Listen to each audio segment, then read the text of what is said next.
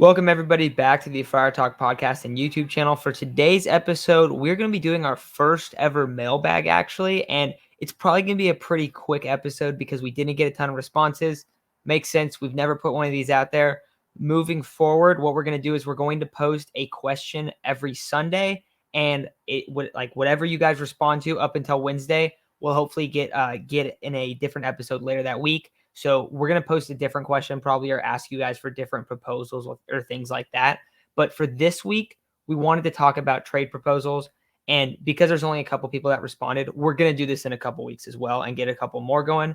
But we wanted to go through some trade proposals that you guys had. So I'm going to start this one out. First off, we got Paul Allen. He has a 3-team deal, Hosmer and Mears to Washington. The Padres are paying 50% of Hosmer's contract. Josh Bell and Campusano to Oakland, and Matt Olson to the Padres. Isaac, what do you think about this one? I guess the question I have is who goes to the A? Oh, Bell and Campusano to the A's, and we get Olson. Okay, cool. That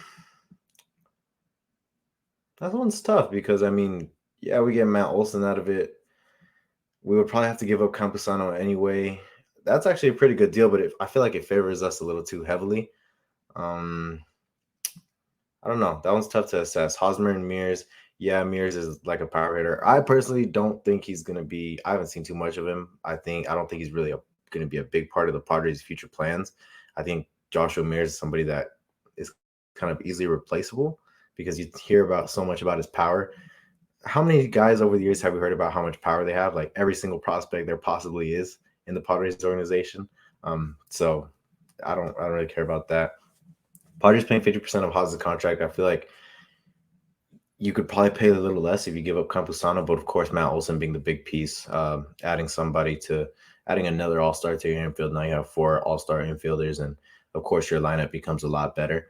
I just feel like the Padres aren't giving up enough to acquire Matt Olson in this trade. I feel like giving up Hosmer and Campusano and Mears isn't enough.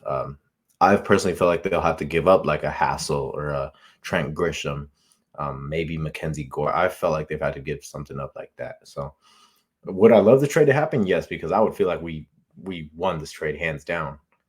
Do I think it would happen? Probably not.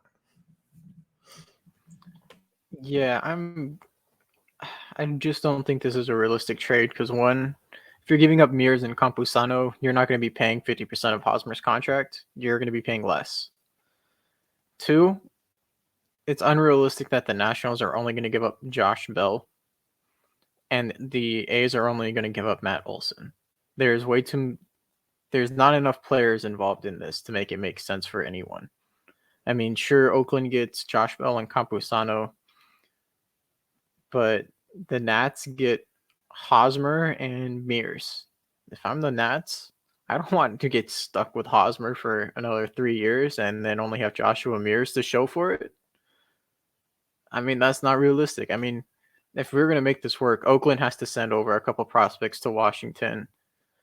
Washington is probably going to have to pay for more of Hosmer's contract to make it work. And then the Padres are going to have to give up at least another prospect or two to either both the Nats or to the Nats and to make up for the Matt Olson loss. It's just too little players are involved in this to be a realistic deal, especially considering Eric Hosmer's contract. Would I like it to happen? Yeah. I mean, getting Matt Olson for the price of Eric Hosmer, Mears, and Campusano, that's a pipe dream. But I'd love for it to happen.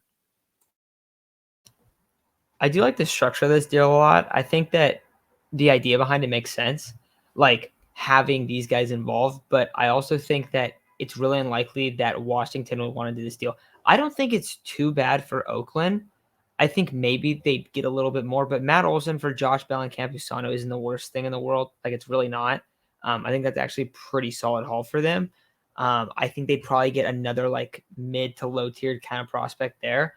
And then for Washington, I think 50% of Hosmer's contract, I didn't have as much of an issue with that. Just that I think that instead of Mears, you'd either need to give up like a James Wood, like a higher end guy, or give up a couple other middle tier guys. Maybe you throw in a couple starting pitchers, right? Maybe you put in Reese Kinnear and Eggy Rosario and I don't know, another guy like Steven Wilson or something like that, right? Efrain Contreras, a couple other people there, because for Washington to do this and to take on part of Hosmer's contract, they're going to need to get a lot of players in return. And keep in mind, they'd also be shipping away Josh Bell.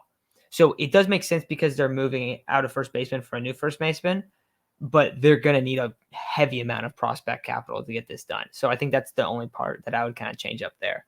But I think overall the structured deal does make a lot of sense. Next one I have is from Irie Fan Geek. And he wrote a lot, but basically what he's saying is Kim for Blackmon. So his logic behind it is that the Rockies are going to lose Story, and they're going to need an infielder back, and that while Charlie Blackmon's getting older, he's still a good hitter, still a pretty solid player. And it was actually interesting because when we did our top 10 rankings on right fielders, Charlie Blackmon did not make it. And we were talking about how, like, if this was 3-4 years ago, he would 100% be there, and he'd probably be top 5 in those years. So Charlie Blackmon's got a lot older. But what do you guys think about Kim for Charlie Blackmon? I think in terms of positions, I don't want to see Profar in the outfield. I'd rather see him as a depth infielder. If you're moving Kim for someone, you're moving him for Blackmon. You need a corner outfielder. But what do you think about the players in this deal? It's kind of hard to give up Kim for somebody like Charlie Blackmon because Charlie Blackmon is an aging outfielder. He showed decline defensively in the outfield last year. Even at the plate, he was showing some decline. But when you look at, you're right, Profar is not a great outfielder. He's supposed to be like our utility player, kind of like our Chris Taylor, but definitely not Chris Taylor. But when you look at it, you can't really give up Ha-seong Kim for Charlie Blackmon. I know he's not a prospect because he's in the pros and he can't go down in the minors, but I think Ha-seong Kim is kind of still regarded as a highly touted prospect of some sort, because he does have a lot of potential. He's still pretty young. He is able to win Gold Gloves if he's an everyday player. His bat was he did not do very good at the plate last year. I think it was 662 OPS, something like that. So also didn't get too many at bats, too many opportunities to work with, but he didn't show much in the opportunities he got. But he needs to be able to adapt to pitching. I think a lot of teams would be willing to bet on him adapting to major league pitching, and I feel like we can get a little more than Charlie Blackmon out of a Ha-seong Kim if we were to trade him. I'm kind of with you there, Isaac. The only problem I have with Blackmon is he's getting older. He's kind of dealt with injuries the last year. I remember, pretty sure it was last year, one of the games against the Padres, he was jogging after a ball in right field because he was hurt. He couldn't sprint the entire time. And two, you take him out of Kurtz Field, how much power is he really going to have in Petco? I mean, he's a lefty.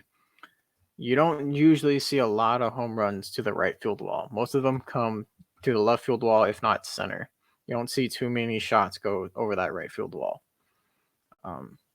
That being said, we do need a corner outfielder. He would make a great right field. Myers plays better in left field, and you can shift him over there into his probably more natural position. You get a better lefty bat. You get a guy who can hit well, get on base. He's a good eye. Good guy to have in the clubhouse. But I don't think he's worth Ha-seong Kim. I mean, Kim, he's a young guy. He has Gold Glove defense already.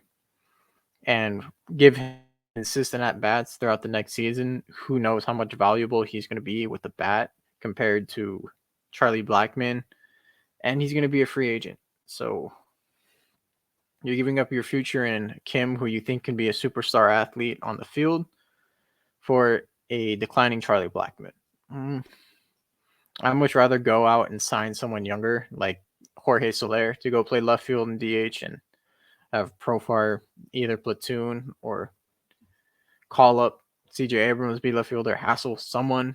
I just don't want to carry another guy who's a declining player. It sounds rude to call Charlie Blackmon a declining player, but he's getting up there in age. He's dealt with injuries. He's not going to have the pop that he used to. We saw him be a defensive liability last year. And for Kim, he's probably one of the best defenders there is across all the infield positions. So I can't do it. I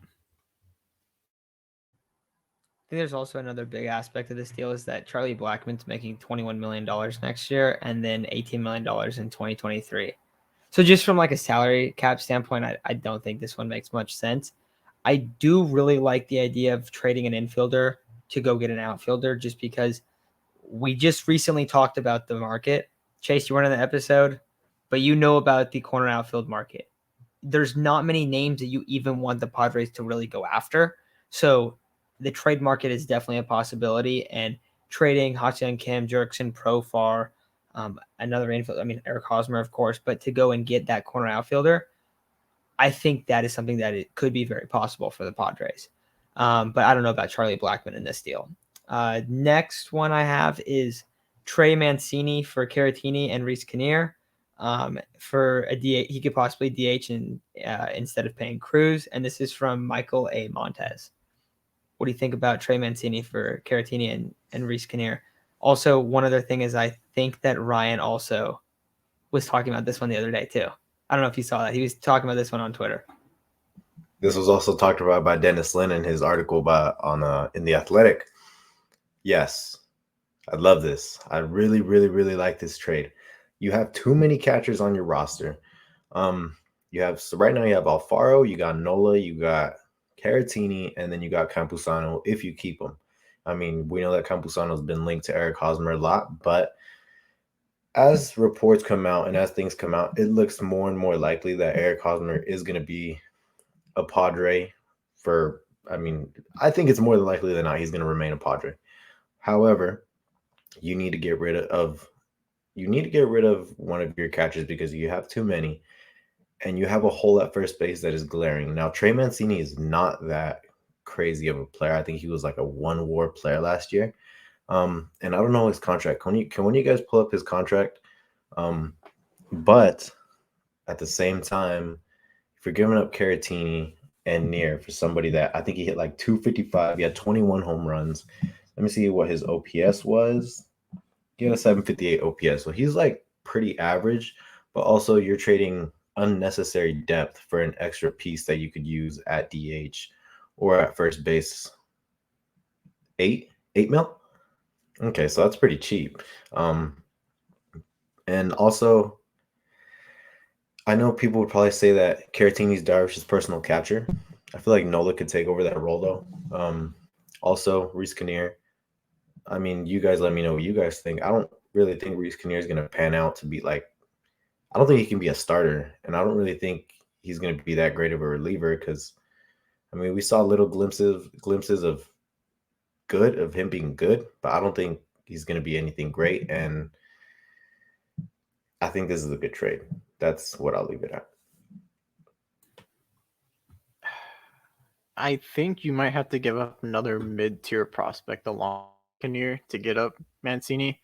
Yes, he was only worth 0.8 WAR last season, but the season when he was completely healthy, you got to remember, he went through cancer treatment.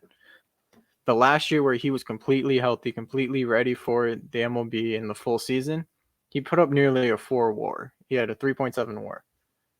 So I think you can buy low. You can give up Caratini, kind of, okay, cool. We can ship you off and get rid of 2 mid-tier prospects that are probably going to be blocked, like Eggy, Rosario, and Kinnear for Trey Mancini.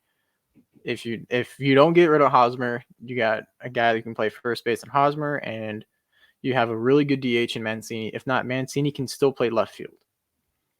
He is an outfielder first, and if not, you know what? You get rid of Hosmer, you have a first baseman, and now you still need left field and then DH because I don't think we really want Profar DHing. So I think it's a really good trade. I think it makes sense for both teams. The only reason it makes sense for the Orioles is that they really don't have a catcher on their roster right now, but they do have Adley Rutschman, who, if you guys haven't heard of him, you need to look him up. The guy's insane. He is supposed to be their first baseman of the future. He should be ready this year, but considering the lockout and everything, that might hold him down for a little bit longer. We'll see how it plays out. But yeah, I like Trey Mancini a lot. I think it's a great trade.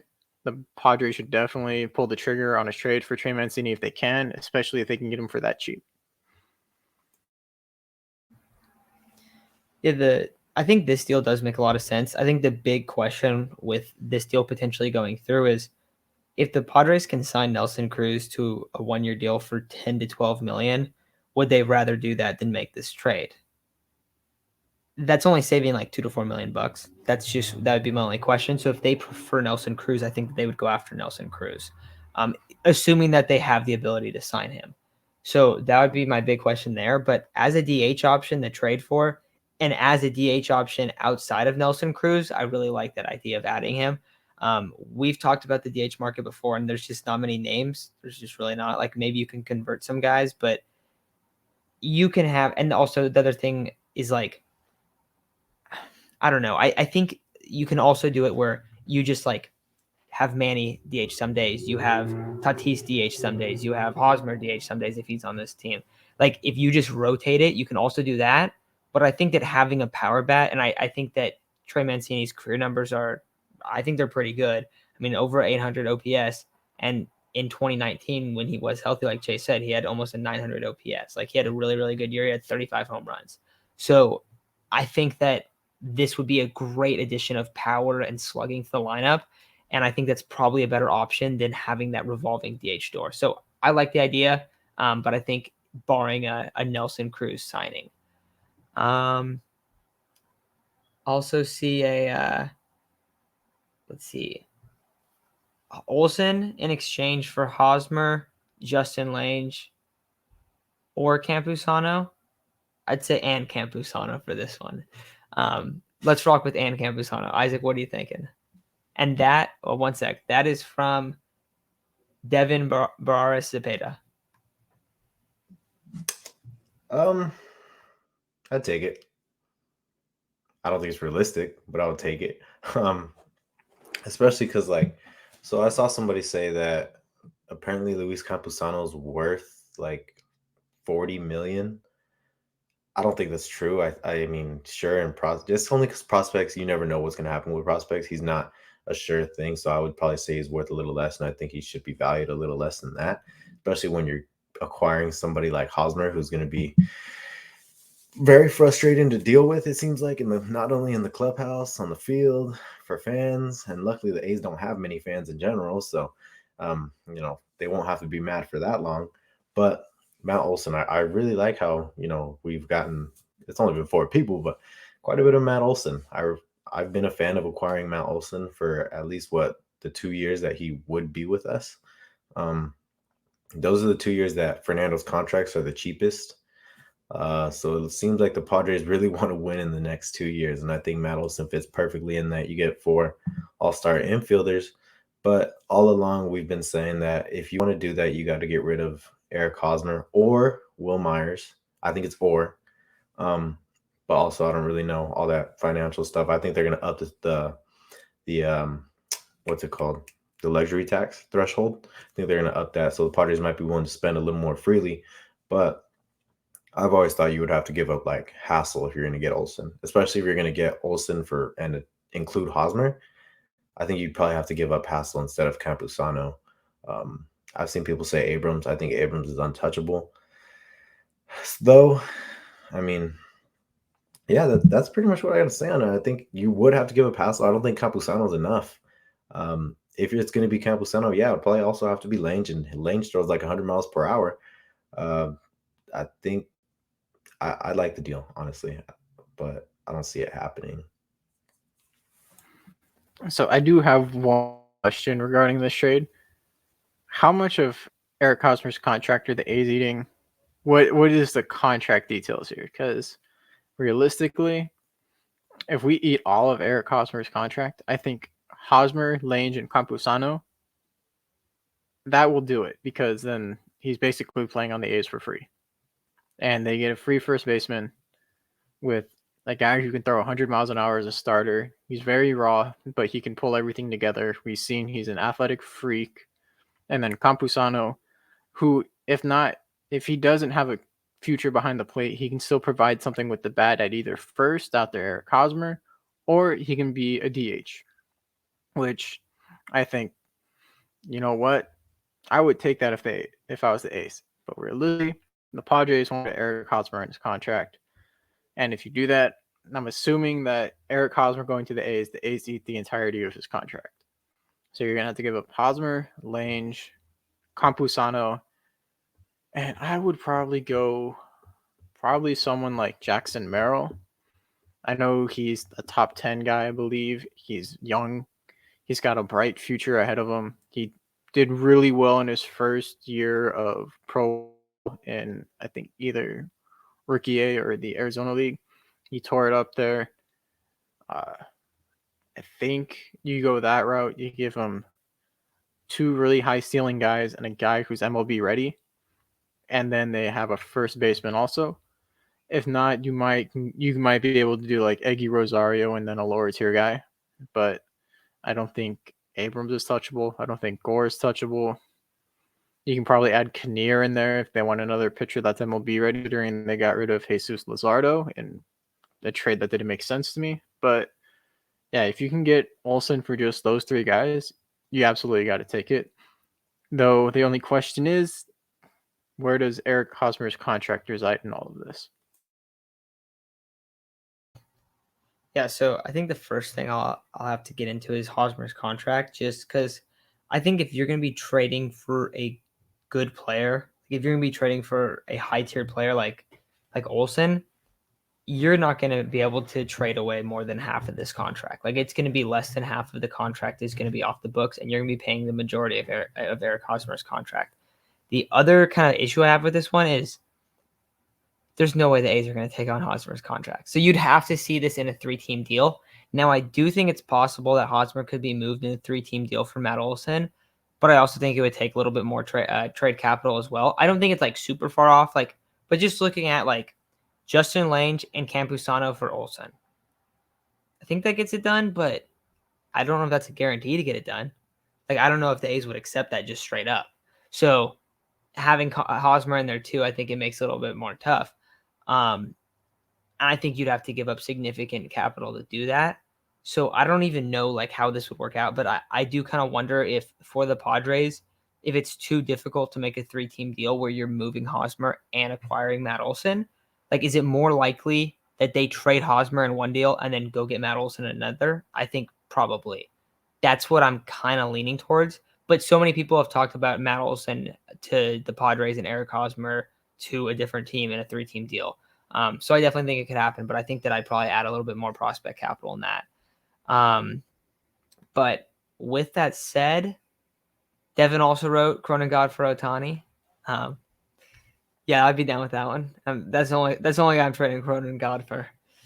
But besides that, we have one other. So someone also asked about just the idea of having loans in baseball like they do in professional soccer. And I think that's kind of interesting. Yeah, I thought it was pretty cool, but then I saw Fernando would be loaned or something for Ronald Acuna. Never would I ever want Fernando to play for another team in my life. Anyone else, even Manny, anyone else would be cool. But I think it's a really cool idea, though. I've never heard of that in soccer. I never knew that existed. And I think it's a really interesting proposal. I like that idea. I think it's cool to try and implement what other leagues are doing into our league, into baseball. But I wanted to go back to the A's really quick. I think it's important to remember that the whole reason that Matt Olson is being brought up in trade talks is because they don't want to pay him. So therefore, they probably wouldn't want to pay Eric Hosmer. What was the other thing I wanted to mention? I forgot the other thing I wanted to mention. Maybe I'll remember it in a different episode, but I'll leave it at that. So yeah, the loan thing would be really interesting, especially once you get into, the trade deadline and everything. Because instead of the trade deadline, would it be more like loaning a player through the World Series? What sort of trades would there be? I know you would loan one player for another, but if a team is losing and they're giving up their star player, I think they are going to want more than one player just to replace them. So I don't know how that works in baseball, because Yeah, it would be really interesting because then you would get like situations where, okay, the entire Padres pitching staff is hurt. You don't have to sign Vince Velasquez and Jake Arrieta. You can go and give up Jake Cronenworth for a month, and then you get maybe 2 starting pitchers out of it. And, maybe you make the playoffs, your pitchers get healthy, and you get Cronenworth back. But realistically, I still have a hard time seeing how this plays out in the MLB. I think it's a great concept. I think it would bring a lot of interest into baseball. It would bring a lot more excitement into it. But considering they can already agree on what's on their plate already, I don't see it happening. Yeah, I do like the concept too. I just don't know, like, I think it might be like a good idea, but then when you think about like what this would probably mean, it'd probably mean that like the Yankees would just like loan out half the league every trade deadline. So I don't really know if I'm a big fan of it, just because of that aspect. Also, you could just have a team dominate the international market and then just loan all of those players for other players at the deadline, like over and over and over again. So it would be a little bit weird, I think. If baseball wasn't designed the way that it's designed, I think it'd be super cool. Like, I think this could be more applicable to the NFL or the NBA. And I think that'd be awesome to watch. I think it'd be great for both those sports, but maybe a little bit tougher for football. Maybe this is like an NBA first thing. I don't know. I feel like that I could see it there. But I do like the idea, and I do think it's cool that soccer does that too, because it is a weird thing to do. Like, oh, you're loaning your player? I don't know. It's just weird, but I forgot that happened in soccer too. So great comment there. But I think that's going to do it for this episode. Obviously pretty long. Now, moving forward, when we get like more questions of these, we'll probably just go like rapid fire through them. But we want to do this again. We want to keep doing this every week. Hopefully this can be an episode that's out every Thursday. And then remember to find that question wherever we post it it'll be on YouTube too. On Sundays though. We'll post it on Sundays. So look out for that question and let us know what you guys think.